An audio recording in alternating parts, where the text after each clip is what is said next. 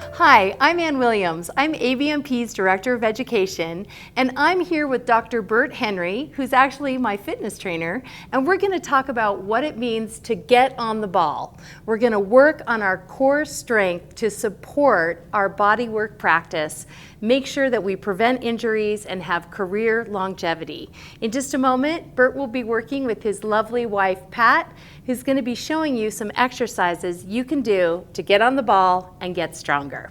Burt, you ready to take it away? Let's do it.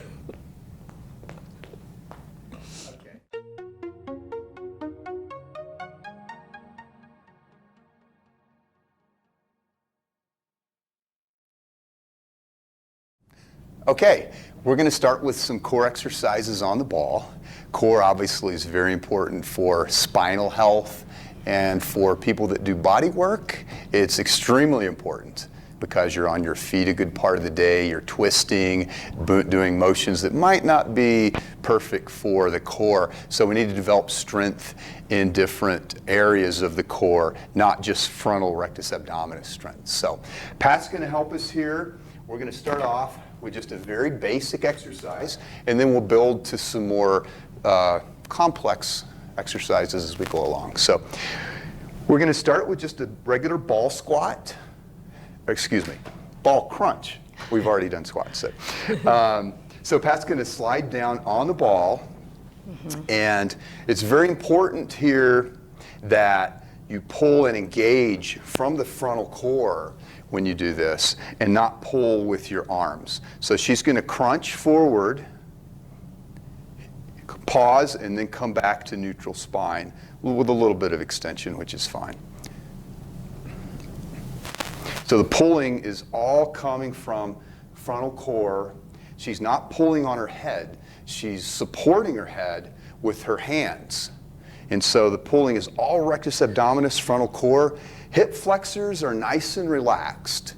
So this is isolating the frontal abdominals and not co-contracting with the hip flexors. And I'll talk about that more later. It's okay to contract the hip flexors sometimes when you're doing core work, but you don't want those to be the dominant muscle. So very simple exercise. There's no real big progression with this, but for people just getting started with core work on the ball, this is an excellent one to do, and one that can be quite effective even for people that are fit if you do it right and really get the right firing. So how many reps would you start with on something like this if you're a beginner? And what would you maybe progress to as you develop your core strength? I would say 10 to 20 repetitions are a good range with this. Like I said, there's no big progression with this. The progression can be in the intensity of the contraction. Okay. So Pat, if you want to do another couple here with some squeezes and really holding at the top. Okay, now she's getting a really hard contraction, and then back. You can also mix it up a little bit and put a little bit of a rotational component into it, like she's doing here, a little rotational component. Yeah. So hits things a little bit differently, not just rectus. Get a little bit of oblique. That's good. Great. So what's another one we can use to build our core? Another one's very similar to this, just a little different angle, a little variation, and it's a side crunch. Okay. So the position on the ball is a little bit differently here.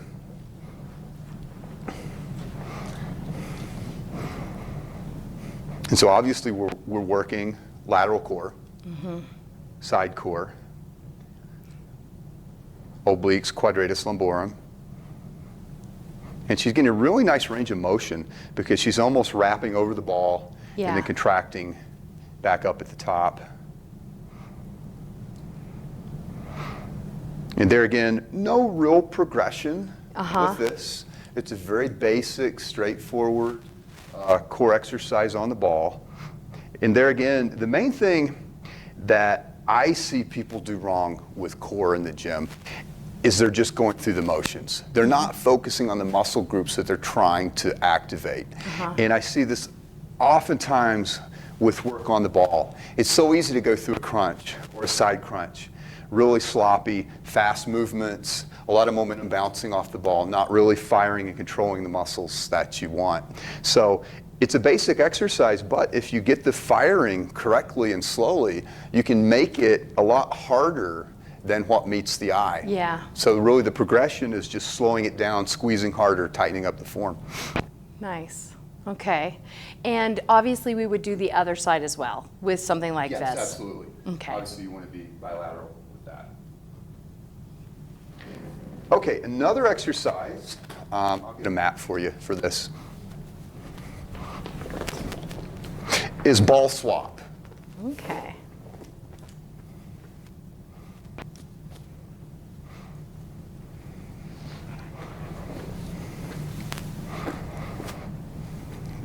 Okay, so this one,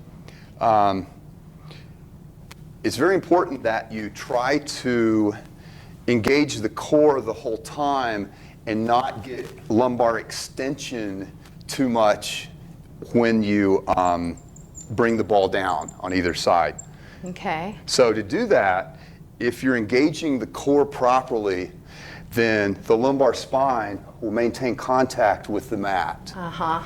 Now, if the lumbar spine is coming up each rep as you come down, then you're more hip flexor dominant and the frontal core is not firing. Okay. Now, there's different harder and easier ways to do this. Okay. So, if you take just a short range of motion at the top, that's how I recommend people start this exercise, like to here. Oh, okay. And then back, and then to there, good, and then back. So you're getting really good core activation. It's a little easier to get that control of the frontal core with a shorter range of motion. Now when you bring it further away, it gets harder. Yeah. So much harder contraction to control that. And Yeah. she's making it look really easy because she's got a strong core. Yeah. But for a beginner, I would never have a beginner start with this full lever arm. I would have them start with just the shorter range.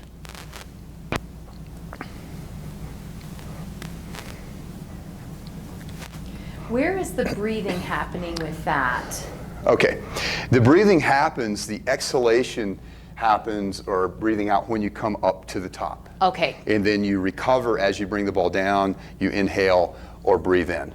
Okay. Kind of like eccentric, concentric with strength training. Uh-huh. You want to inhale on the eccentric, exhale on the concentric. Same Okay. thing when you're doing the fit ball.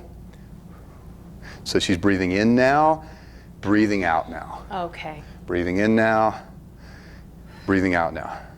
Are you feeling that? Are you feeling the burn, Pat?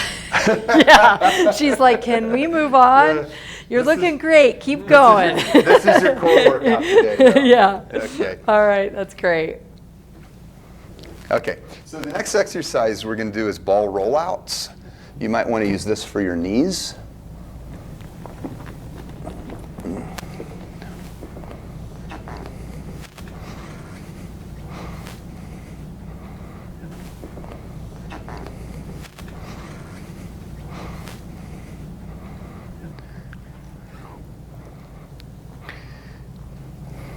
Okay, so ball rollouts are not just a core exercise because she's having to stabilize through her whole shoulder girdle here. So it's really good for shoulder stabilization, and the progression is very easy because the further you roll out and the further you bring that pelvis down, the harder the exercise is. So she's doing the more advanced version now, Wow. dropping the pelvis down. Now, an easier version would just be keeping the pelvis back. Okay. So there's less forces going forward. So the frontal core is doing the work to bring the ball back in conjunction with the shoulder girdle. Nice. So this exercise actually brings in a lot of tricep, a lot of lat, and then some of the stabilization muscles around the scapula. Okay. So it serves kind of a dual purpose. And then you can work the range a little bit to the sides with this if you want a little variation. You can work out to each side because there again, bodywork practitioners, you're not always squared up to your clients. You're twisting, rotating, so you want to have that stabilization and different planes of motion. Nice.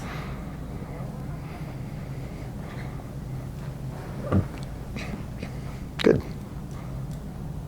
Okay. Okay, so now we're going to kick it up a little harder. Okay. So the next exercise, Pat's going, oh, great. So the next exercise is a ball rollout with knee ends. And I'm not sure if that's what it's called, but it's very effective for frontal core. Okay. So, okay. The hardest part's getting in position for this exercise. So you're starting off in a plank. Okay. You're basically in a front plank on the ball. And then you bring the knees up towards your chest. Okay. So a lot's going on with this exercise. Yeah. So obviously frontal core is firing really hard. You are getting hip flexor involvement, absolutely, in upper quad. Yeah. That's fine because it's a compound movement. That's what we're trying to accomplish. But in addition to this, there again, just like the last exercise, but even more so, you're getting an awful lot of stabilization up the shoulders. Yeah. And with bodywork practitioners, you need that strength and stabilization through there. So now harder, easier versions with this. The easier version would be starting with the ball closer up to your hips. So she'll roll the ball up a little closer. There we go. Okay. So now from there, it's a little easier. Okay. And then as you get stronger, you can bring the ball down further.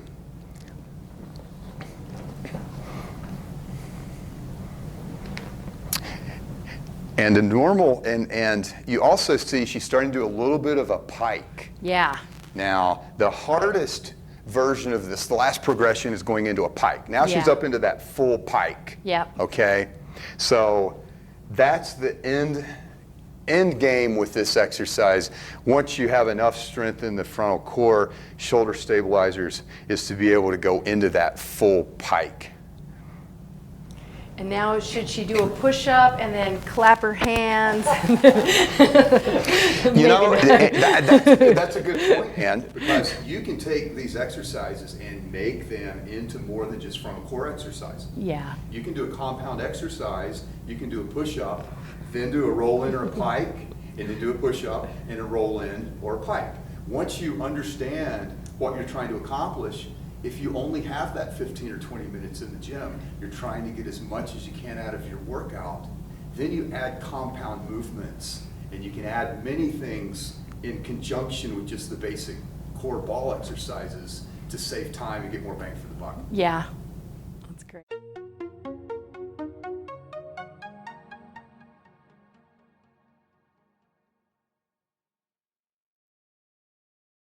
Okay, next exercise I'm going to show you is for posterior core.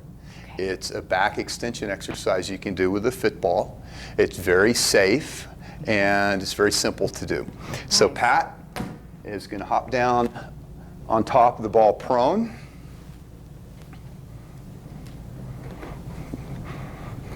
Okay, now your center of gravity here, you want a little bit back just a bit so your feet are in contact with the floor and not flying up. Okay. So she has her feet wide to help stabilize, okay?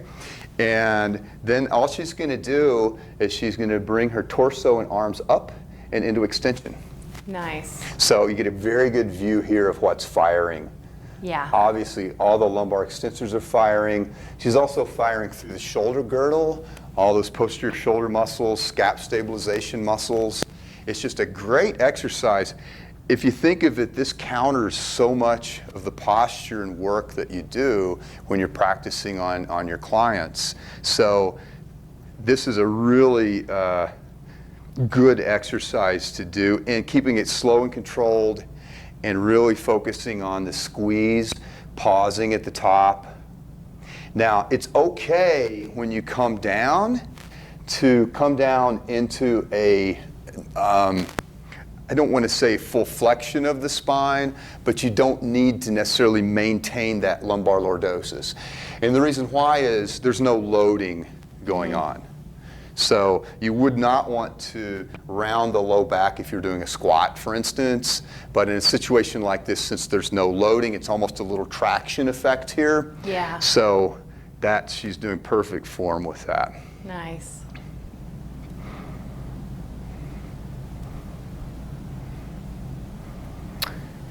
Okay, let's show one more exercise, and this will work primarily the rotational component of the core. Okay. So this is, I call supine ball rotations.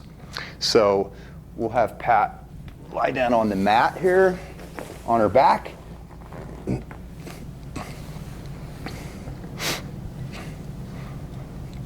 Okay, she's going to lie down on her back, put the ball between her legs and knees. Okay, go ahead and start with your knees bent and make it a little easier. Now, first thing she's doing here, her arms are out to the side. So when you do this exercise, it's okay to push down with your hands because you want to stabilize the shoulder girdle on the ground. So the movement is going to be through the hips while the shoulder girdle maintains neutral. So go ahead and rotate. So you see her shoulder girdle is nice and locked. So we're getting that rotational component through the core. So now a couple of things here. One is the range of motion here. Now this is a stretch is as much as it is a strengthening exercise. So you always want to keep this slow and controlled at the end range. Okay. You can get going too fast and actually get too much rotation and strain your spine with this. So you want to maintain that control, and then when you feel that tension and that stretch reaching near that end range, then go ahead and bring it back to the midline.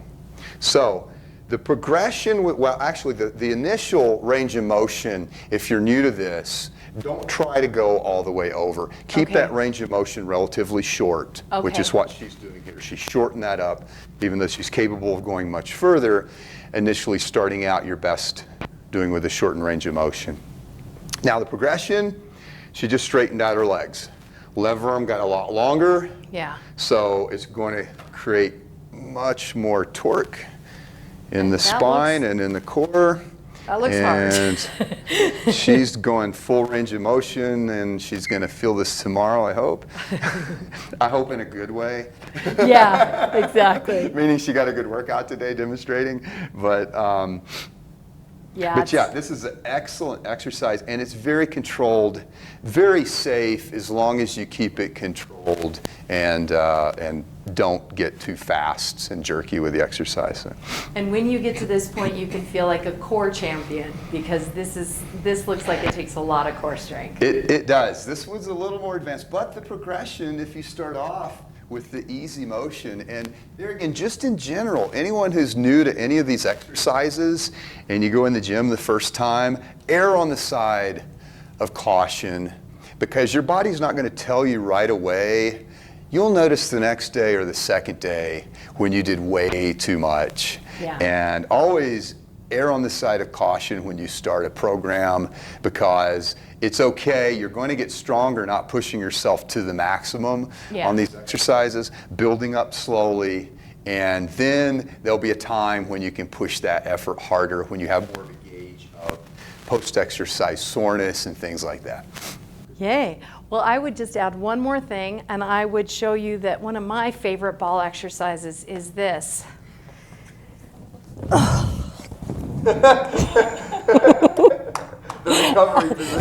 Yeah, I don't know what that one's called, but I love that one.